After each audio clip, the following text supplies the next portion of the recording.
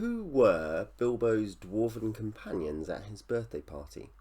This is a new series, or I'm occasionally going to do, called Tolkien Trivia, and I'm going to pick up basically not big topics, not the all well-trod topics, but essentially weird things that I find in particularly The Lord of the Rings, but also the appendices of The Lord of the Rings, the Silmarillion, the Hobbit, and for instance, Tom Bombadil's War Service.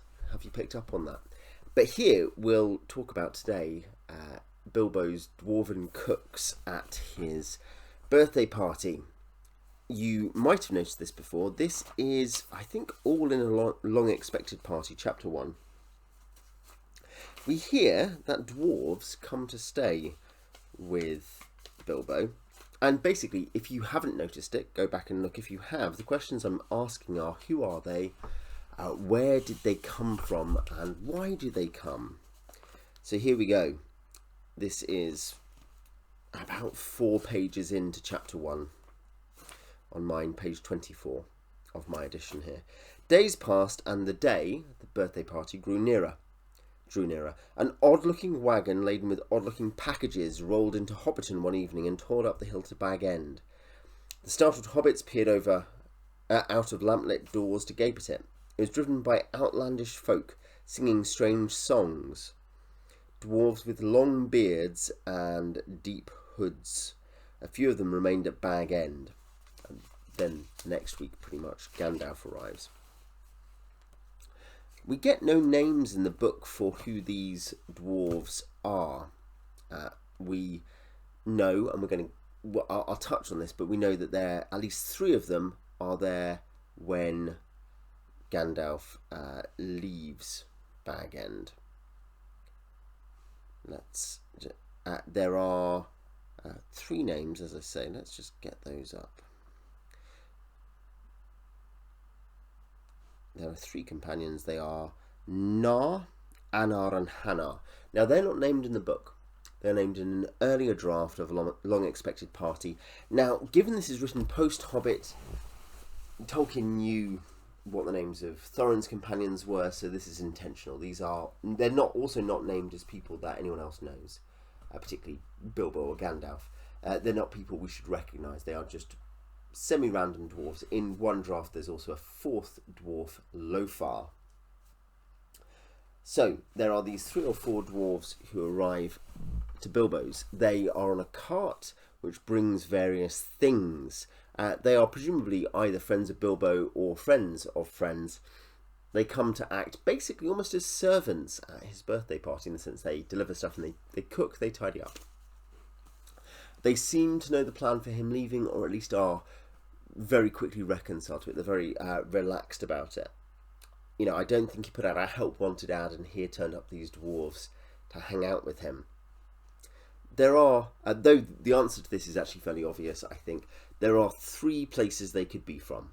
They could be from the Blue Mountains to the west. That's the Ered Luin, Lindon, the kind of land of the elves next to Ered Luin. We know there are dwarves there, into the 4th Age and beyond, and that's where Thorin had been before they returned to Erebor.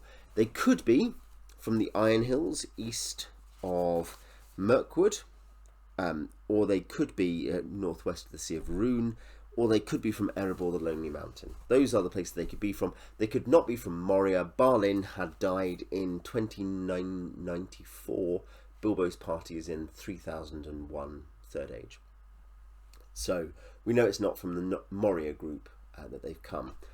There's no literally direct clue. By that I mean something where we hear which road they come in on, these 3 dwarves who leave with Bilbo, or something that says they came from them. But it's pretty clear where they come from. Some of the fireworks are, this is a particularly relevant point. Here we go. This is page 27. We do hear that there are other odd folk quartered at Bag End, which may relate simply to Gandalf. It may relate to other people who are never fully identified. But page 27 of my edition, we hear that many of the fireworks or toys had indeed been ordered a year before, and had come all the way from the mountain and from Dale, and were of real dwarf make. Those are toys, I think, party favours. There are also, because at a birthday party as a hobbit, you give presents to people, of course. Then the crackers and various other small fireworky kind of things are given to the young hobbits. This is page 29. Most of them bore the mark Dale on them, which did not convey much to most of the hobbits. So, given that we know there has been a firework delivery and various other things ordered by Gandalf from Dale and Erebor, and we have 2 references to instruments, musical crackers perhaps, and toys, which come from Dale, or the Lonely Mountain, and they are dwarf make, we can add 2 and 2 together. These guys are from Erebor, almost certainly. They are from the realm of Dain Ironfoot, the cousin of Thorin. Presumably there are some survivors of Thorin's expedition there as well. So these dwarves bring supplies from Dain Ironfoot, or at least from the location of Dain Ironfoot. Why do they come? So we know who they are, in the sense that we have names from an early draft. We know where they're from. Why do they come? Are they merely deliverymen? Well, put it this way. I think the important thing is that they leave with Bilbo. So we hear, here we go. What fun, Bilbo says, to be off again, off on the road with dwarves. That's what I've really been longing on for years. Goodbye, he said, looking at his old home and bowing to the door. Goodbye, Gandalf. 3 dwarves had come out of different rooms where they'd been busy tidying up. And then with his 3 companions, we hear, then without another word, he turned away from the lights and voices in the fields and tents, and followed by his 3 companions, went round into his garden and trotted down the long sloping path. So, that's the key thing, I think, is that he leaves with these dwarves, and we know he's going to Rivendell. One thing is that he thinks he might go off on a further adventure east of the Misty Mountains. I think this comes up in many meetings later on in book 2, is it, of Fellowship of the Ring. So he thinks he's going to go off perhaps to Erebor again, so presumably these dwarves accompany him to Rivendell. He then feels aged and old and he wants to stop there and enjoy his retirement, but perhaps he had originally been intending to cross with them, cross the Misty Mountains to Erebor via the court of the Elf King, perhaps, I don't know. And I think that says why they've come. They are not merely deliverymen, though they do that. They are an escort sent by Dain Ironfoot to bodyguard Bilbo on his adventure back to Erebor. And now, that does not come to pass. He stops at Rivendell, and that's, obviously leads to an important meeting between him and Frodo. But that is, I think, the original purpose of why they are there. And the fact that they also help functioning as servants, they cook, they tidy up, is, I think, a mark of honour. They may be kinsmen, of course, of people we know. They may be people that Bilbo has met, even. They might have been met at the Battle of the Five Armies, or we are told, I don't know if it's in Concerning Hobbits or A Long-Awaited Party, but we're told Bilbo is known to go off to the edges of the Shire and meet strange people. So perhaps these are dwarves he has met more recently.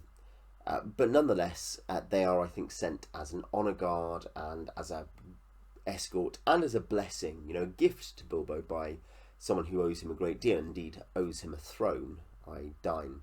Anyway, that is what I think is going on with those dwarven escorts, those dwarven cooks, who we know how good they are at washing up if we've read The Hobbit, and who provide that service as well as a bit of bodyguarding. So that's what I think. What do you think? Is there anything else I've missed? Tell me in the comments, and add any other odd questions in the comments, things that you have wondered about that are kind of bite-sized Tolkienian chunks.